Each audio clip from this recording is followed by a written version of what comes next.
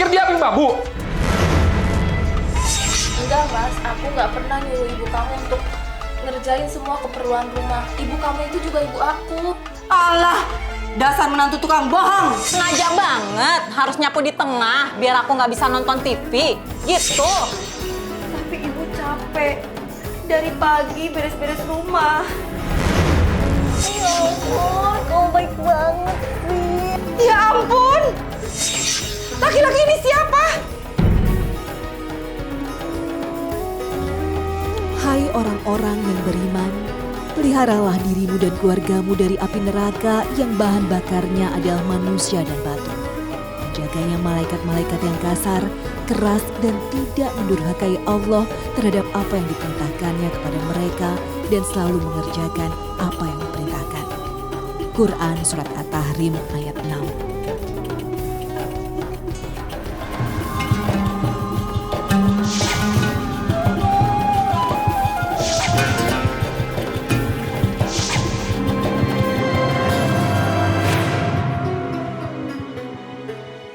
Assalamualaikum warahmatullahi wabarakatuh. Selamat pagi pemirsa Tawakal yang dirahmati Allah Subhanahu wa Ta'ala.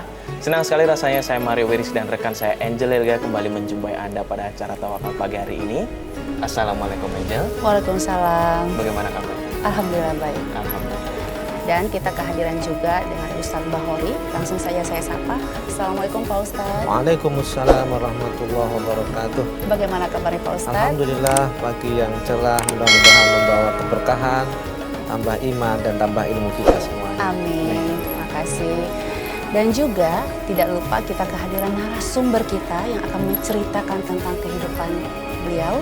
Langsung saja kita sapa dengan nama samaran Bu Warni. Assalamualaikum Bu Warni. Waalaikumsalam. Gimana kabarnya Ibu? Alhamdulillah baik. Ya, Ibu, pagi hari ini Tawakal menghadirkan Ibu untuk bisa berbagi cerita bersama. Silakan Ibu di sini bercerita apa yang Ibu ingin ungkapkan ya. Ya. Silakan Ibu. Ini yang Pak Ustadz, Mas Mario, Mbak Angel, saya ini merasa berdosa bersama sama anak saya karena saya pernah jahat sama mantan menantu saya yang pertama. Itu karena saya nggak suka sama dia, saya bikin masalah terus sama mantan menantu saya yang pertama. Oh gitu. Dari awal pertemuan dengan Ibu melihat menantu Ibu sudah mulai nggak suka itu dari awal? Saya pura-pura aja suka, merestui karena kan itu pilihan anak saya. Sebenarnya saya nggak suka karena tidak level sama saya. Gitu. Alasannya apa Ibu? Ya karena dia itu agak kampungan gitulah, cara berpakaiannya itu tidak sesuai, saya malu di depan keluarga. Iya, iya. Kalau dari sifat mungkin ada sifat yang mungkin Ibu tidak suka dari Menantu. Ada? Enggak, anaknya baik. Cuman karena Tidak selevel menurut Ibu pada saat itu ya. Iya. Gitu. Nah Pak Ustadz, ini dalam agama apa boleh seorang ibu menolak atau tidak suka dengan calon istri yang dari anaknya, dipilih anaknya sendiri begitu? Ya, pemirsa yang dirahmati oleh Allah, ada sebuah kisah memang. Pertama, Nabi Muhammad SAW memiliki istri namanya Aisyah. Pernah terjadi cekcok. Makanya sebetulnya wajar kok antara keluarga suami istri cekcok itu wajar. Memang zaman dulu begitu. Manusia tuh kan nggak mungkin akan selamanya mulus terus. Akhirnya saking cekcok kuatnya, Rasulullah SAW pengen mengadukan kepada mertuanya. Siapa itu? Abu Bakar Siddiq. Nah, ketika sudah lapor, Abu Bakar Siddiq itu datang ke rumahnya melihat ternyata Aisyah ini dalam riwayatnya itu kurang sopan kepada Rasulullah SAW.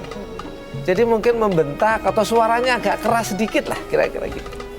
Nah, tapi kemudian Abu Bakar ini mau berlaku kasar karena ini namanya ikut campur nih, itu kira-kira ikut campur urusannya Aisyah dengan Rasulullah. Karena Aisyah ketakutan bapaknya marah, kemudian Aisyah itu lari malah ngumpet di belakangnya Rasulullah SAW. Ini pelajaran yang kita petik apa? Sejauh mana sih orang tua itu ikut campur kepada urusan anak, keluarga, apalagi sudah berkeluarga. Nah, kalau alasan Ibu Warni hanya karena mohon maaf nih dianggap nggak level, tingkatan level. nggak sekufu misalnya. Nah, ukuran syariah itu sekufu adalah apa sih? Agama. Sehingga di dalam sebuah hadis diriwayatkan dalam hadis sahih bilang begini, tungkahul mar'atu li arba'ah.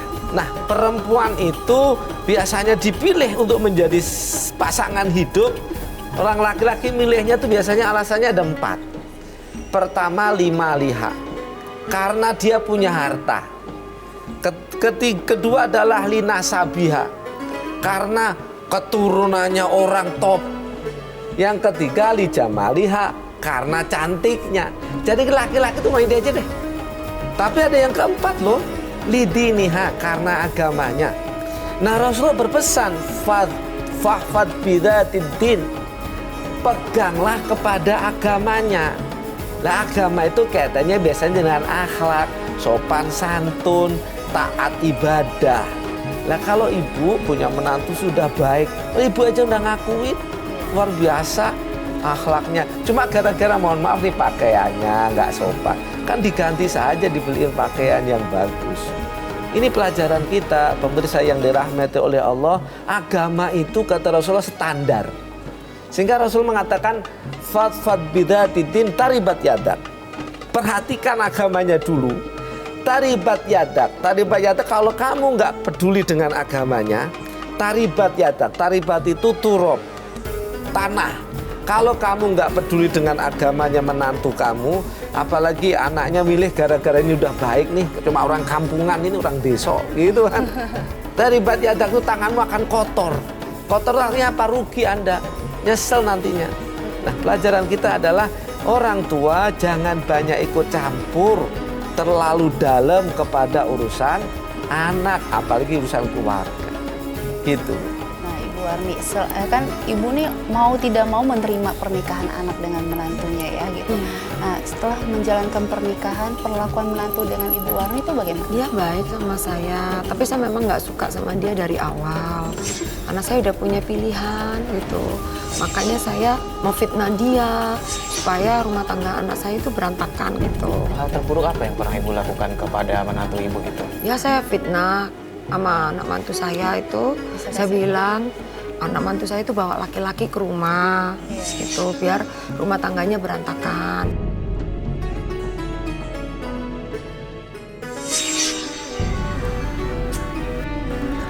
Assalamualaikum. Waalaikumsalam. Ibu? Kamu udah pulang? Iya bu, tadi masuk di jalan. Syukur alhamdulillah. Si Ayah kemana bu? Ada di kamar sih. Lagi mainin handphone. Tahu nggak? Istri kamu sering nyuruh ibu buat ngerjain pekerjaan rumah. Sementara dia enak-enakan nyantai di rumah. Yang benar bu. Keterlaluan si Ayah. Ibu nggak mau kamu ribut. Ribut. Ayah! Ayah, sini kamu! Ah, gak usah so manis kamu ya. Kamu tega ya memperlakukan ibu aku seperti ini? Ini mertua kamu! Emang kamu pikir dia apa babu? Enggak mas, aku nggak pernah nyuruh ibu kamu untuk ngerjain semua keperluan rumah. Ibu kamu itu juga ibu aku. Alah, dasar menantu tukang bohong. Ah, Ayah, kamu jangan bohong sama aku ya. Pokoknya mulai detik ini kita cerai. Mas jangan kayak gitu. Enggak, pokoknya kita cerai. Mas jangan kayak gitu. Ah. Mas jangan kayak gitu. Cerai. Tapi anak Ibu percaya nggak? Percaya. Lalu setelah percaya apa tindakan? Ribut besar, minta cerai anak saya. Minta cerai. Nah, Pak Ustadz, bagaimana nih menyikapi hal dengan ibu mertua yang memfitnah menantunya sendiri? Gitu? Kita sudah sering mengenal di masyarakat al-fitnatu asyaddu minal qatl. Melontarkan fitnah itu lebih kejam daripada membunuh. Kalau dibilang misalnya waliyadzubillah, orang membunuh, selesai ukur satu dosa, membunuh. Tetapi kalau fitnah, ini orang masih hidup, bikin dongkol, bikin pertengkaran. Tidak hanya satu dua orang, bahkan keluarga. Tadi kan menantu punya keluarga, difitnah, rentetan negatifnya itu lebih panjang. Iya. Buktinya kayak begini. Ini sebuah dosa yang luar biasa loh. Tapi apakah sudah terjadi mama atau masalah? Yang sudah lewat, sudah lewat. Janganlah kita hentikan kalau kita nggak seneng sama menantu.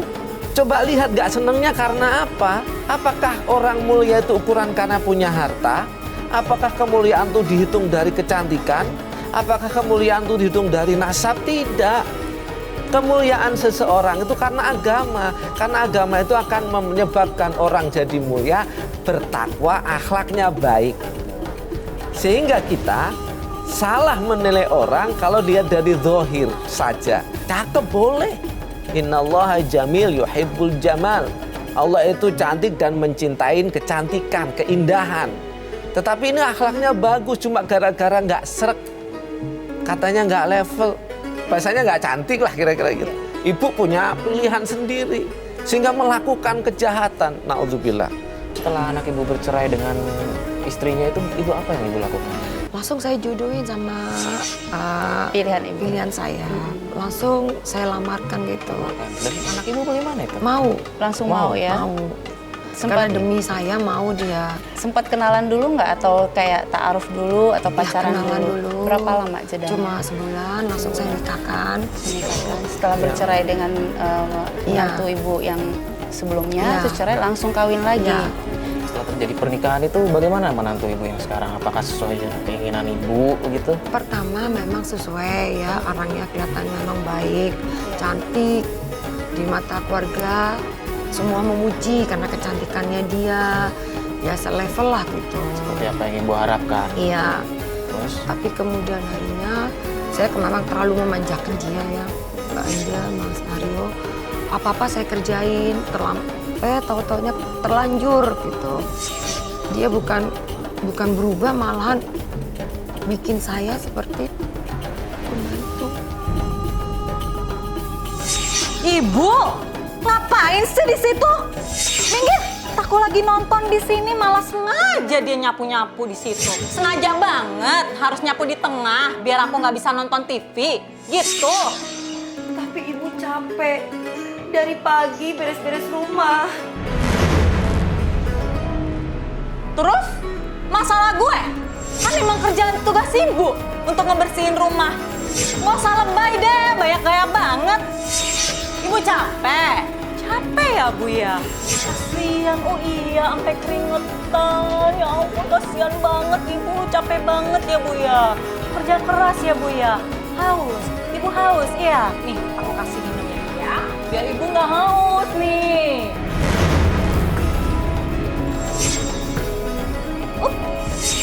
Airnya tumpah. Kotor lagi deh lantainya. Maaf ya. Sekarang ibu mending ke dapur, ambil kain towel, lapin di lantai sampai bersih. Ngerti nggak?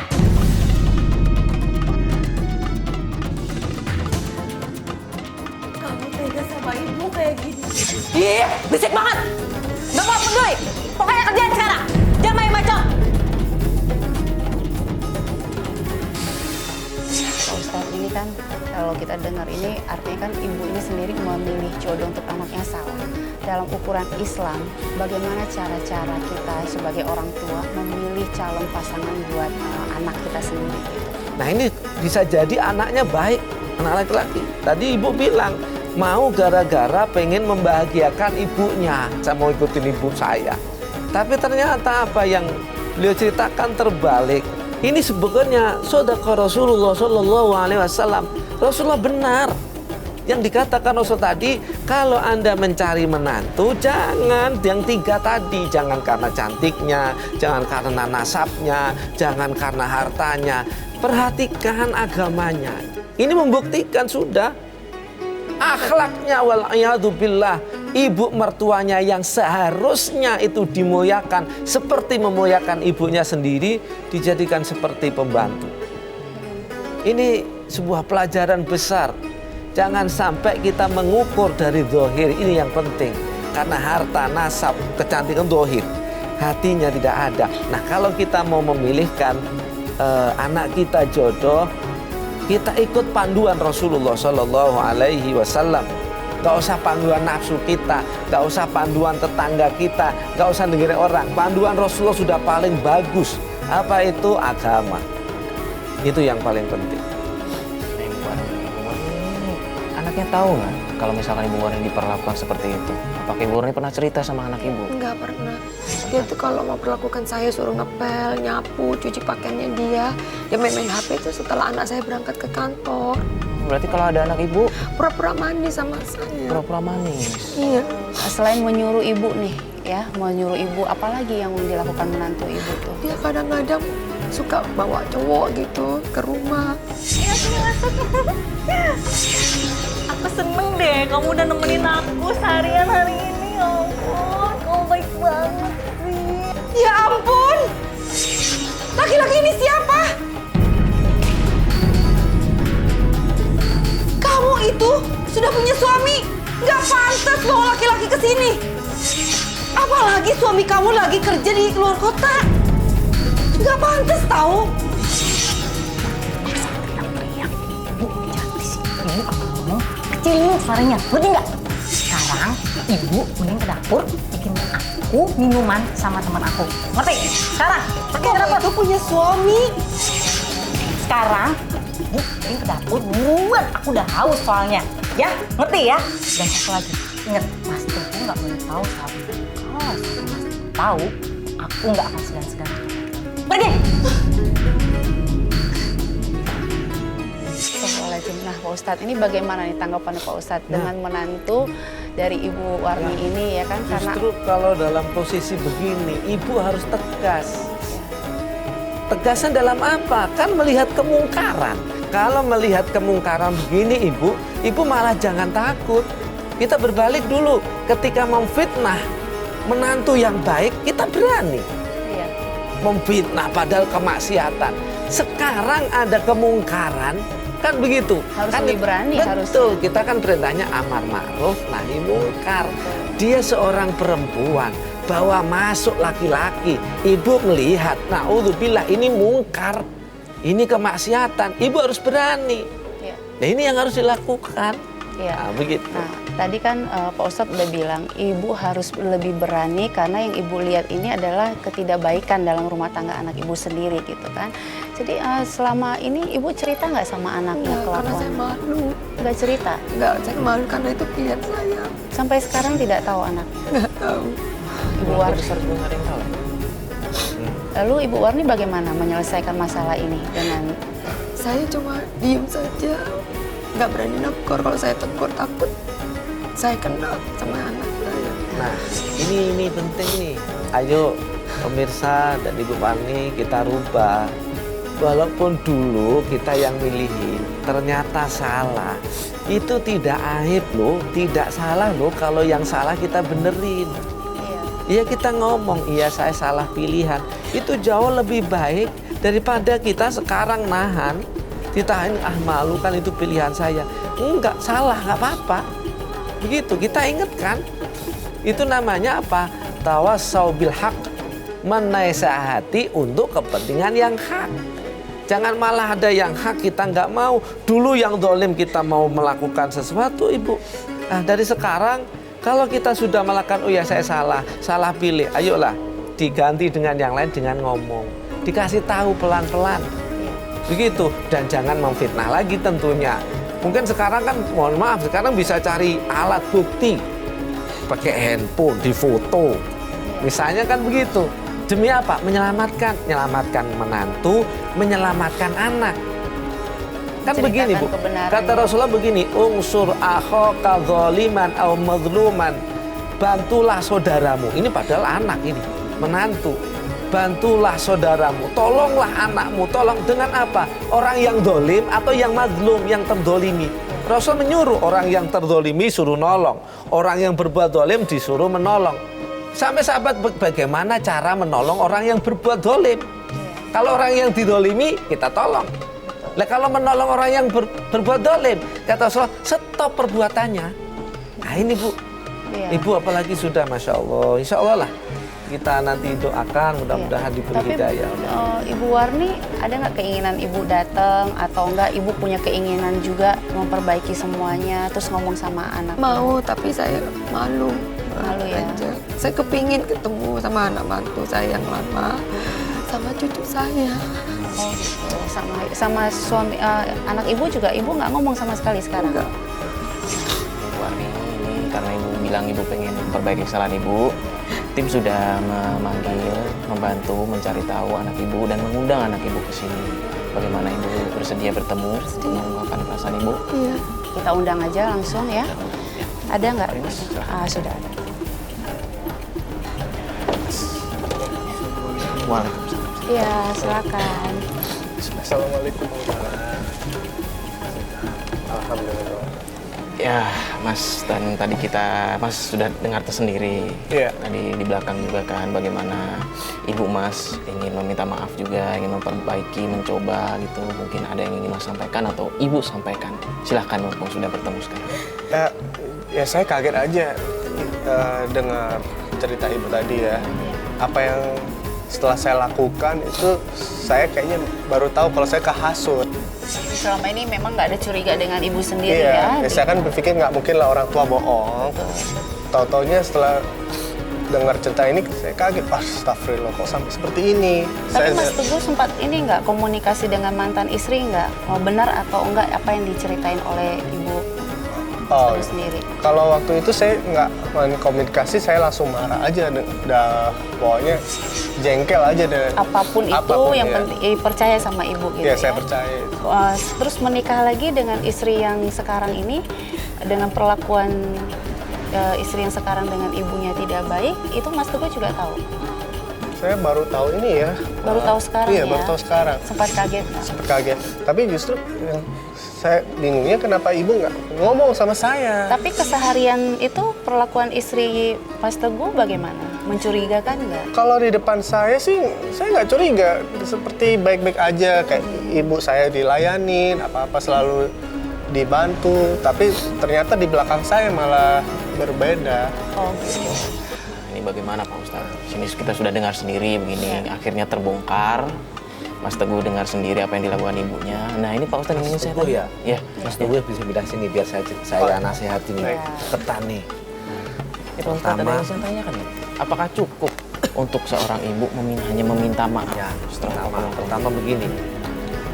Dosa itu ada dua macam. Ada dosa kepada Allah, ada dosa kepada manusia. Yang disebut hakullah, hakul adam. Kalau dosa kepada Allah kita istighfar, sholat, puasa, baca Quran, kita haji atau umroh, akan ampunin Allah. Tapi dosa kepada manusia nggak bisa akan diampunin kecuali kita minta maaf. Ibu sudah merasa bersalah. Kemudian boleh nggak orang tua itu minta maaf sama orang anak? Boleh, kalau itu salah. Apalagi tadi persoalannya memfitnah. Minta maaf ini nggak apa-apa. Apakah manusia itu ibu selamanya benar? Enggak. Apakah orang tua selamanya benar?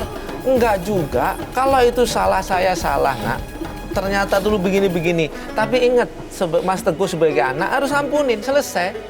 Kan ini urusan dunia itu sudah kita lanjutkan dengan lebih baik. Yang lalu sudah berlalu, yang akan datang. Makanya ada sebuah pepatah begini, ada orang jahat, maling, apalah pokoknya, pendosa lah gitu. Itu punya masa depan loh. Tetapi kalau orang baik, itu punya masa lalu. Artinya apa? Semua orang tuh punya salah. Tapi kesalahan itu Allah maha luas ampunannya. Seorang ibu minta maaf karena telah melakukan tadi kesalahan. Minta maaf, selesai, dimaafkan. Mas Teguh juga jangan, nggak usah. Sudah lewat. Nah ini yang mau ke depan ini diperbaiki. Dinasihatin, istrinya dinasihatin. Kalau misalnya benar tadi, kata ibu ternyata melakukan itu, harus agak tegas nih. Ini mungkar beneran. Ibu bisa merubah dengan itu. Karena kaidah di Islam tuh, innal hasanati yudhibnas sayyiat. Kalau dulu melakukan kejahatan, pengen bertaubat, mengganti dengan kebaikan. Kebaikannya apa sih? Mencegah kemungkaran itu loh kebaikan. Itu ya, Mas Teguh juga harus, saya kira cium tangan sama. Iya, coba cium tangan ibunya. Minta maaf, Bagaimanapun ya. ini tetap Insya ibu Allah. ya. Saya minta maaf ya Bu. Ya kalau saya banyak salah juga. Ya. Pemirsa, kita lihat ridhollah fi ridhol walidain. Apapun kejahatan anak, kalau sudah sama-sama ridho, diridhoi orang tuanya, insya Allah Allah akan meridhoi. Tadi ada pertanyaan begitu, kan menantu diridhoi orang tua, kenapa kok sekarang jadinya kurang ajar gitu kan? Iya. Kan lain bener ridho, tapi ridhonya bukan karena agama, karena lahir, karena cantiknya. Hilang itu semuanya. Itu yang salah. Sehingga Allah nggak ridho. Walaupun orang tua ridho, tapi karena tidak cocok dengan kaidah agama, ya berubah. Nah Pak Ustadz, ini kan insya Allah mudah-mudahan istrinya Mas Teguh juga menonton ya. Ada nggak yang harus disampaikan kepada istrinya? Mungkin ada amalan apa sehingga hatinya istrinya Mas Teguh ini bisa terbuka, tidak menjolimi mertuanya dan berbuat baik lagi gitu. Pertama, siapapun, mungkin istri Mas Teguh atau kita semuanya lah, pemirsa yang dirahmati oleh Allah, ayo kita segera bertobat kepada Allah. Dan ingat, sebuah hadis, kullukum ra'in wa kullukum mas'ulun an ra'iyatihi. Setiap orang, saya, suami, Mas Mario, siapapun nih, perempuan, ibu, istri, itu semuanya adalah pemimpin atau apa, bertanggung jawab. Kalau dia seorang kepala keluarga suami akan bertanggung jawab kepada keamanan, kedamaian, rezeki semua keluarga. Seorang istri itu bertanggung jawab kepada siapa? Semuanya, yang ngatur rumah. Pertanggungan jawab nanti akan ditanya oleh Allah. Nah kalau seorang istri ketika ditinggal suami pergi, dia akan bertanggung jawab kepada kesuciannya, ya kan? Kehormatannya, bertanggung jawab. Kok seorang perempuan ditinggal pergi, tinggal bekerja suaminya, dia tidak bertanggung jawab kepada dirinya, tidak menjaga kehormatannya, tidak menjaga harga dirinya. Ini namanya hilang mas'uliyahnya. Nanti akan ditanya oleh Allah Subhanahu wa Ta'ala. Seburuk-buruk perempuan itu kalau dia berkhianat kepada suaminya. Mudah-mudahan kita semuanya diampunin oleh Allah, dirahmati oleh Allah. Ibu, salah satu amalan banyak mohon ampun kepada Allah, istighfar. Dan yang kedua, kalau sudah kita bersalah, ayolah berbuat baik. Ada kemungkaran, dihentikan dulu. Jangan sampai diem. Kalau kita diem sama dengan ridho. Berarti kalau ada mungkar, kita ridho. Seperti mendukung keburukan itu ya. Nah Mas Teguh masih ini komunikasi dengan mantan istri selama ini? Kalau komunikasi hanya untuk tanya kabar anak aja. Berarti ada nomor teleponnya ya? Ada. Mas Teguh mau nggak sekarang telepon mantan istrinya dan ibu juga mau nggak minta maaf sama mantan menantunya? Mama saya mau minta maaf sama mantan menantu saya itu. Ya, kita coba bantu dan ini dari tim Tawakal kita bantu Mas Teguh dan Ibu Warni ya untuk komunikasi dengan mantan istrinya Mas Teguh. Kita langsung aja ya telepon ya. Yuk. Udah tersambung belum? Ibu aja minta maaf, Mas Teguh, nanti tidak ada masalah. Coba ditelepon deh, ditelepon bisa kan? Biar yang bicara ibu saja, karena kepentingannya ibu. Nanti kalau Mas Teguh kan sudah nggak ada hubungan nih, khawatir ada masalah, gitu loh. Sudah, karena yang lalu sudah berlalu. Saya kira itu, jangan sampai kita mengungkit lagi hal-hal dulu. Ini hanya kepentingannya ibu mertua mau minta maaf. Situ aja.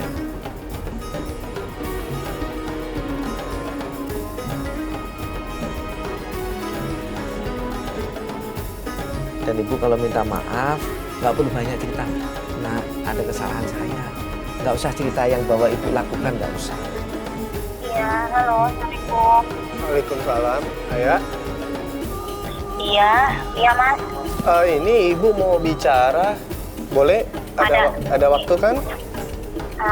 Iya Mas, ada apa ya Mas? Tapi aku nggak bisa lama-lama. Iya. Halo Ayah. Iya, halo Ma. Mama minta maaf ya atas kesalahan Mama sama Ayah. Iya Ma, kenapa? Mama gak salah kok. Mama selalu fitnah Ayah. Maafin Mama ya. Ya udah Ma, gak usah dipermasalahin. Ayah mau udah ikhlas.